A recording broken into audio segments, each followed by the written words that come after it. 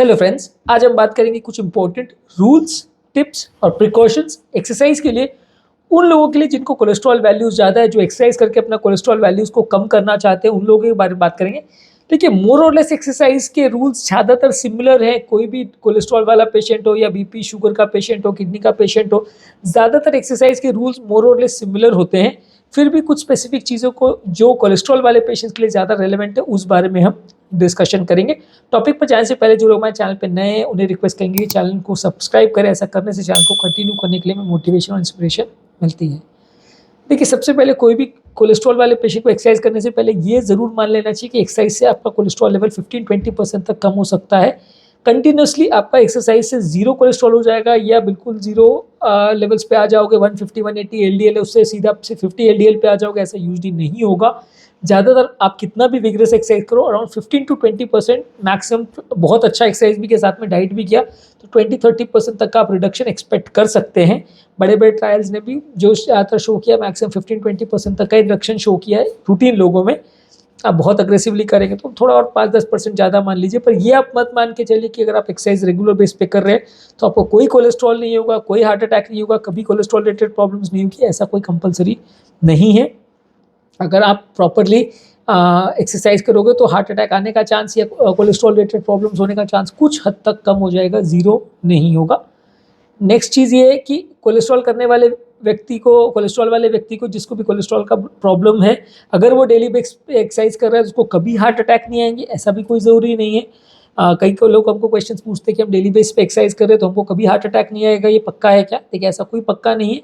हाँ, एक्सरसाइज करने से आपको हार्ट अटैक आने का रिस्क कुछ हद तक कम हो जाएगा, लेकिन वो 100% गारंटी नहीं देता कि आपको कभी हार्ट अटैक नहीं आएगा। उसमें भी आपको 15-20% हार्ट अटैक आने का रिस्क कंपेरेटिवली कम हो जाएगा बाकी लाइफस्टाइल मॉडिफिकेशन के साथ अगर आप एक्सरसाइज को भी करेंगे तो।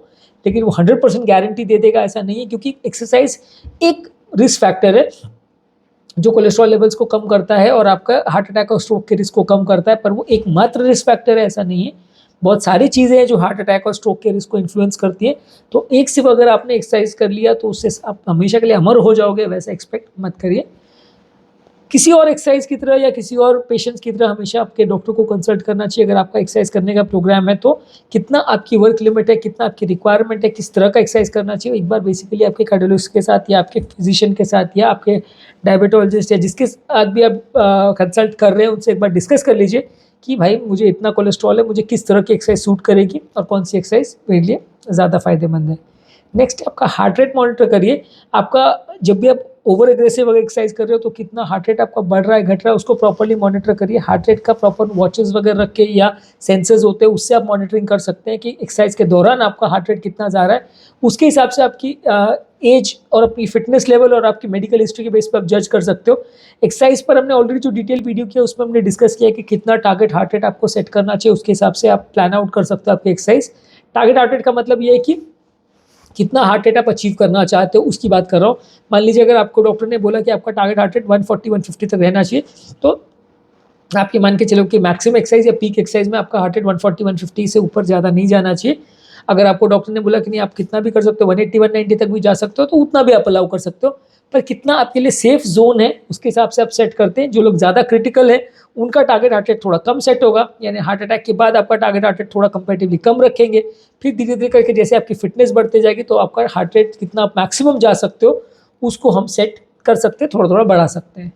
नेक्स्ट है कि अप्रोप्रिएट क्लोथिंग और गियर पहनिए। प्रॉपर शूज़, प्रॉपर कपड़े, ब्रीदेबल फैब्रिक वाले कपड़े जो पसीना वगैरह अब्जॉर्ब कर सके, वो सब चीज़ें लीजिए, क्योंकि हाई कोलेस्ट्रॉल वाले पेशेंट को हार्ट अटैक आने का चांस भी ज़्यादा रहता है। तो प्रॉपर ब्रीदेबल फैब्रिक्स और इस तरह के कपड़े यूज़ करिए, उस तरह का शूज़ और इस तरह के इक्विपमेंट यूज़ करिए जिसमें आपका गर्मी रिलेटेड प्रॉब्लम्स का होने का चांस कंपेरेटिवली कम हो जाए।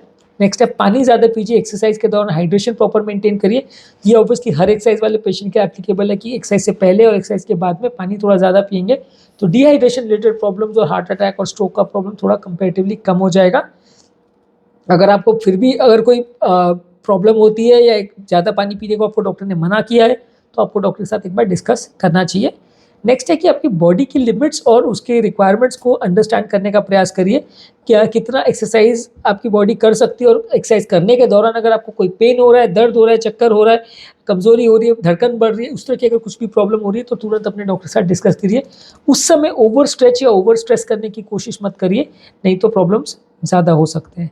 नेक्स्ट इंपॉर्टेंट चीज़ है कि वार्म अप करिए, कूल डाउन करिए। हर एक्सरसाइज वाले पेशेंट को बोला जाता है कि 5-10 मिनट का वार्मिंग अप एक्सरसाइज और एक्सरसाइज खत्म होने के बाद 5-10 मिनट का कूलिंग डाउन एक्सरसाइज करना ज़रूरी है।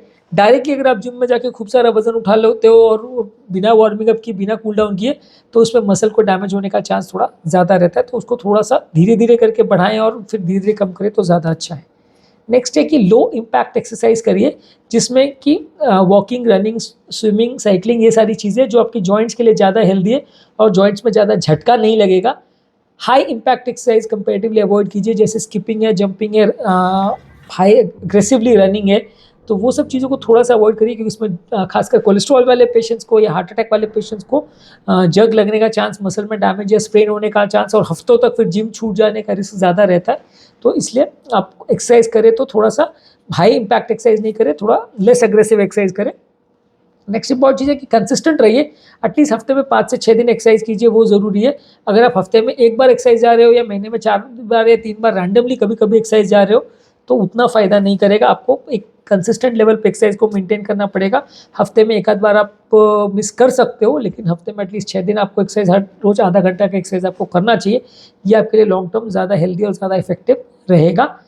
एक्सट्रीम वेदर कंडीशंस में एक्सरसाइज मत करिए, बहुत ज़्यादा गर्मी, बहुत ज़्यादा ठंड नहीं होना चाहिए। गर्मी के मौसम में आप दोपहर को 12 बजे दौड़ने के जाओगे तो सनस्ट्रोक होने का चांस रहेगा। ठंड के मौसम में सुबह 5 बजे जाओगे तो आपको ठंड की वजह से बुखार जुकाम हो जाएगा, इन्फेक्शन हो जाएगा, रिस्क ज़्यादा रहेगा। तो प्रॉपर जो एनवायरनमेंट है उसके हिसाब से कपड़े भी उस हिसाब से देखिए कि आपको क्या चाहिए, और टाइमिंग भी उस हिसाब से सिलेक्ट करिए। एक्सट्रीम वेदर कंडीशन में एक्सरसाइज मत करिए। नेक्स्ट है कि एक्सरसाइज के साथ कंसिस्टेंट रहने की ज़रूरत है। आपका एक बार अगर एक्सरसाइज करके आपने कोलेस्ट्रॉल वैल्यूज अचीव कर लिया, तो उसके बाद जब एक्सरसाइज बंद कर दोगे तो फिर से कोलेस्ट्रॉल उतना ही बढ़ जाएगा। तो वो एक्सरसाइज करके जो आपने कोलेस्ट्रॉल वैल्यूज को अचीव किया, उसको लंबे समय तक आपको मेंटेन करना पड़ेगा, कंटिन्यू करना पड़ेगा, तभी आपको फायदा होगा। अगर आप एक्सरसाइज करना बंद कर देते हो तो फिर वापस वही सिचुएशन हो जाएगी जो कि पहले थी। एक्सरसाइज करने के दौरान अपनी लिमिट्स को समझना ज़रूरी है। बहुत ज़्यादा लिमिट्स को ओवर स्ट्रेच करने की ज़रूरत नहीं है। जो आदमी की स्टैमिना इतनी भी नहीं है कि वो 100 मीटर दौड़ सके, वो सोचेगा कि मैं पहले दिन से मैराथन दौड़ लूँ, तो डेफिनेटली उसकी हेल्थ बिगड़ ही जाएगी और उसकी कंडीशन बहुत ज़्यादा ख़राब भी हो सकती है। अपनी लिमिट्स को और अपनी एक्सरसाइज के टॉलरेंस लेवल को समझिए और धीरे धीरे करके उसको बढ़ाएं तो ज़्यादा अच्छा है। नेक्स्ट है कि एक्सरसाइज के दौरान भी थोड़ा ब्रेक्स लेने का प्रयास करिए। ऐसा नहीं करिए कि कंटिन्यूस 6 घंटे तक आप एक्सरसाइज कर रहे हैं और फिर 6 हफ्ते तक आप बेड पर पड़े रहो मसल स्ट्रेन्स के साथ। तो आप अपनी लिमिट्स को भी अच्छे से समझना ज़रूरी है, और एक्सरसाइज के बीच में आप थोड़ा बहुत बीच बीच में 10-5 मिनट का ब्रेक लेते रहे तो अच्छा है। पर ब्रेक लेने का मतलब ये नहीं कि आपने 10 मिनट एक्सरसाइज किया और 1 घंटा का ब्रेक ले लिया, तो वो ब्रेक लेना नहीं कहलाता, वो एक्सरसाइज को इंटरप्शन करना कहलाएगा। तो बॉडी उसमें वापस ठंडी हो जाएगी जो गर्म हुआ था, वो नुकसानदायक है। लेकिन अगर आपने आधा घंटा एक्सरसाइज कर लिया तो 5 मिनट का ब्रेक अगर आप लेते हैं तो वो मसल्स को थोड़ा रिलैक्स करने के लिए और मसल्स को ब्रीदिंग का स्पेस देती है, जिससे डैमेज होने का चांस कम हो जाता है। अगर ये सब करने के बाद भी आपको कोलेस्ट्रॉल वैल्यूज़ कम नहीं हो रहे तो आपको मेडिसिन देखना चाहिए, मेडिसिन लेना चाहिए, क्योंकि मेडिसिन गारंटेड आपको रिजल्ट्स देंगी, इसमें कोई डाउट नहीं है। आज के डेट में एलोपैथी में खासकर ऐसी मेडिसिन है जो गारंटेड आपको कोलेस्ट्रॉल कम करके देगी। हाँ, मैं ऐसा नहीं कह रहा हूँ कि इसका 800 और 1000 LDL है उसका कोलेस्ट्रॉल पूरा कम हो जाएगा, ऐसा गारंटी नहीं है, क्योंकि वो एक्सट्रीम्स लेवल से। पर मान लीजिए अगर 250-300 तक भी LDL है तो भी, LDL की बात कर रहा हूँ, टोटल कोलेस्ट्रॉल की नहीं, 250-300 तक भी LDL है तो भी ज़्यादातर केस में आपको कंट्रोल हो जाएगा। और अगर आजकल ड्रग कॉम्बिनेशन अगर यूज़ करते हैं तो ऑब्वियसली उसमें ड्रग कॉम्बिनेशन में साइड इफेक्ट का रिस्क थोड़ा ज़्यादा रहेगा, लेकिन ड्रग कॉम्बिनेशन अगर यूज़ करते हैं तो इवन ज़्यादा लेवल्स भी 400-500 तक भी LDL को नॉर्मल लेवल पर लाया जा सकता है, एटलीस्ट मैनेजेबल लेवल्स पर लाया जा सकता है। तो इसलिए अगर आपसे मैनेज नहीं हो रहा सिर्फ डाइट और एक्सरसाइज से, तो डेफिनेटली आपको उसमें मेडिसिन को लेना चाहिए। रेगुलर बेस पे कोलेस्ट्रॉल को मॉनिटर करते रहिए। अगर आपने एक बार कोलेस्ट्रॉल कराया, उसके बाद आपने एक्सरसाइज चालू कर दी, फिर कोलेस्ट्रॉल कभी चेक ही नहीं किया, तो पता कैसे चलेगा कि कोलेस्ट्रॉल कंट्रोल हो रहा है कि नहीं। तो हर 3 से 6 महीने में रेगुलर बेस पे कोलेस्ट्रॉल चेक करते रहिए, उससे आपको अंदाज रहेगा कि कोलेस्ट्रॉल आपका कम हो भी रहा है कि नहीं, और हो रहा है तो कितना लेवल पर मेंटेन हो रहा है, कि आपको एडिशनल दवा की ज़रूरत है कि नहीं, वो आपको थोड़ा आइडिया रहेगा। अगर फिर भी आपको प्रॉब्लम होती है तो प्रॉपर डाइटिशियन के साथ या प्रॉपर एक्सरसाइज थेरेपिस्ट के साथ ही काम करें तो ज़्यादा अच्छा है। वो आपको बेटर वे में, ज़्यादा इफेक्टिव वे में गाइड कर पाएंगे। अपने लेवल पे आपको कौन सी एक्सरसाइज अच्छी है, कौन सी बुरी, वो आपको थोड़ा सा मैनेज करना कई बार मुश्किल पड़ेगा। तो इसलिए एक्सरसाइज के जो स्पेशलिस्ट है उनके साथ ही अगर आप वर्क करें तो ज़्यादा अच्छा है। और एरोबिक एक्सरसाइज पर ज़्यादा फोकस कीजिए, वॉकिंग, रनिंग, जॉगिंग ये सब तो रेगुलरली करिए, लेकिन वेट ट्रेनिंग भी अगर आप कर रहे हैं या मसल बिल्डिंग पर भी फोकस कर रहे हैं तो भी बुरा नहीं है, क्योंकि उससे भी HDL लेवल्स बढ़ता है, ट्राइग्लिसराइड लेवल्स कम होता है। तो अगर आपको मसल बिल्डिंग भी करनी है तो भी बुरा नहीं है, बस ये कि ओवर स्ट्रेस उस पर मत करिए। आपका ज़्यादातर स्ट्रेस एरोबिक एक्सरसाइज या स्टैमिना बिल्डिंग एक्सरसाइज पे ही होना चाहिए, क्योंकि उससे कोलेस्ट्रॉल भी कम होगा और हार्ट के लिए भी वो ज़्यादा अच्छी है। आज के टॉपिक पे हमने कोलेस्ट्रॉल से रिलेटेड एक्सरसाइज के बारे में, रूल्स पर बात की। यदि इस टॉपिक को संबंधित आपकी कोई कमेंट्स, क्वेरी, सजेशन है तो कमेंट सेक्शन में बता सकते हैं। जो लोग हमारे चैनल पे नए हैं उन्हें रिक्वेस्ट करूँगा कि चैनल को सब्सक्राइब करें। ऐसा करने से चैनल को कंटिन्यू करने के लिए मोटिवेशन और इंस्पिरेशन मिलती है। जो लोग हमारे चैनल पे बहुत डिटेल वीडियोस नहीं देखना चाहते उनके लिए रेगुलर बेस पे हम यूट्यूब शॉर्ट्स अपलोड कर रहे हैं, जिसमें सारे चैनल का टॉपिक का ब्रीफ समरी हम आपको देते हैं।